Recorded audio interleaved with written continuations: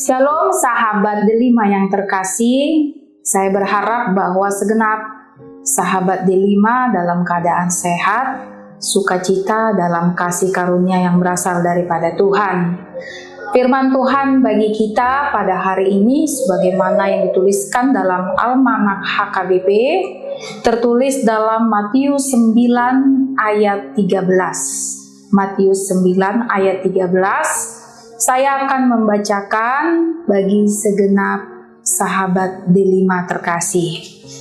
Jadi pergilah dan pelajarilah arti firman ini, yang ku kehendaki ialah belas kasihan dan bukan persembahan, karena aku datang bukan untuk memanggil orang benar, melainkan orang berdosa.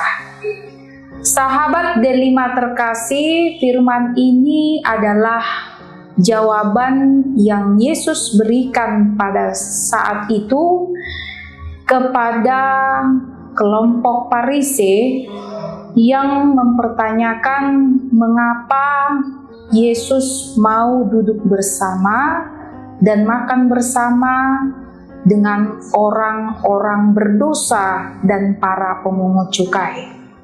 Perlu kita ketahui bahwa pada masa itu kaum Farisi adalah kelompok yang dianggap sebagai kelompok yang memiliki pengaruh dalam kehidupan masyarakat Yahudi. Mereka dianggap sebagai kelompok yang memimpin kehidupan spiritualitas orang-orang Yahudi pada masa itu. Selain kelompok ini begitu disegani, ada kecenderungan yang terjadi dalam diri orang Farisi, bagaimana mereka menganggap bahwa mereka memiliki keistimewaan dibandingkan dengan orang lain. Dan keistimewaan tersebut membuat mereka terjatuh ke dalam kesombongan spiritualitas, di mana mereka sering sekali menganggap bahwa orang-orang yang merupakan di luar dari komunitas mereka dianggap di bawah kelas mereka, dan itulah yang terjadi dalam firman ini. Maka sahabat Delima yang terkasih, dalam jawaban Yesus terhadap pertanyaan yang disampaikan oleh orang Farisi ini sekaligus untuk memberikan satu pengajaran kepada mereka bagaimanakah seharusnya posisi para pribadi yang melayani di bait suci ataupun orang-orang yang dianggap memiliki kemampuan dalam hal spiritualitas yang berbeda dengan orang lain. Maka seharusnya mereka mampu menjadi contoh, tidak hanya mementingkan apa yang menjadi rutinitas atau ritual keagamaan, tetapi mereka juga memiliki kerinduan untuk mau berinteraksi terhadap orang-orang yang ada di sekitarnya, terutama orang-orang yang bukan satu kelas dengan mereka ataupun yang dianggap satu kelompok dengan mereka. Saudaraku yang terkasih, sahabat Delima yang terkasih, melalui firman Tuhan pada hari ini juga mengingatkan kita, mengajarkan kita akan 3 tugas panggilan gerejawi, yaitu bersekutu, bersaksi, dan juga pelayanan kasih atau sering kita sebut sebagai pelayanan diakoni.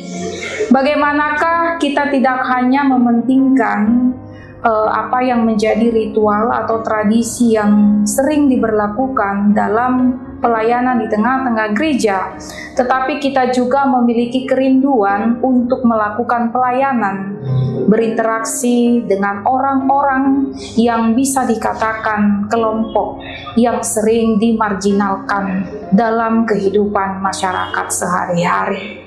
Menjadi garam dan terang bukan hanya sekedar dalam ruang lingkup pelayanan di gedung gereja, tetapi juga kita tunjukkan dalam interaksi kita terhadap orang-orang yang ada di sekitar kita.